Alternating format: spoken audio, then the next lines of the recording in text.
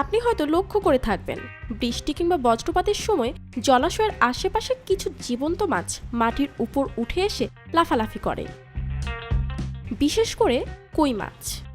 কখনো কি জানতে ইচ্ছে হয়েছে এই সময়টায় মাছগুলো পানি ছেড়ে কেন উপরে উঠে আসে? বাংলা দিনপঞ্জিকায় মাসটা যখন আষাঢ় আর শ্রাবণ, ঋতুচক্রে প্রকৃতিতে তখন বর্ষাকাল।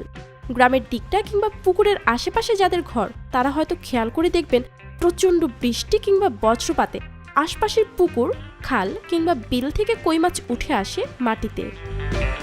গ্রামের মানুষজন ঘটনাটিকে চেনেন মাছ উজানো নামে।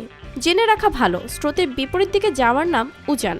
কিন্তু প্রকৃতিতে ঘটে যাওয়া এই ঘটনার কারণ কি? 1, 2, 3 ঢাকায় জমি জিতে নিন 100% ক্যাশব্যাক সহ 20 কোটি টাকার পুরস্কার। খুব বেশি তথ্য এ ব্যাপারে না থাকলেও বিষয়টি জানতে হলে প্রাথমিক ধারণা থাকতে হবে জীববিজ্ঞানের একটি টার্ম সম্পর্কে, ট্যাক্সিস।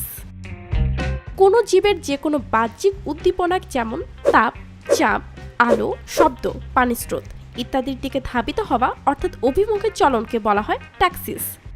বৃষ্টি বা বজ্রপাতের সাড়া দিয়ে কই মাছের মাটিতে উঠে আসাও এক ধরনের ট্যাক্সিস। অন্যদিকে স্রোতের দিকে সাড়া দিয়ে জীবের স্থানান্তরকে বলা হয় রিওট্যাক্সিস। বৃষ্টি হলে জলাশয়ে বেড়ে যায় পানির পরিমাণ। এই সময়ে স্রোতের দিকে চলতে শুরু করে কই মাছ। বিষয়টিকে ব্যাখ্যা করা হয় নতুন পানিতে যাওয়া হিসেবে। ঘটনার কিন্তু কেবল শুরু এখানেই। দীর্ঘদিন বৃষ্টি না হওয়ার কারণে বিভিন্ন জলাশয় পানিতে ঘাটতি পড়ে অক্সিজেন এবং মাছের জন্য প্রয়োজনীয় খাবারের।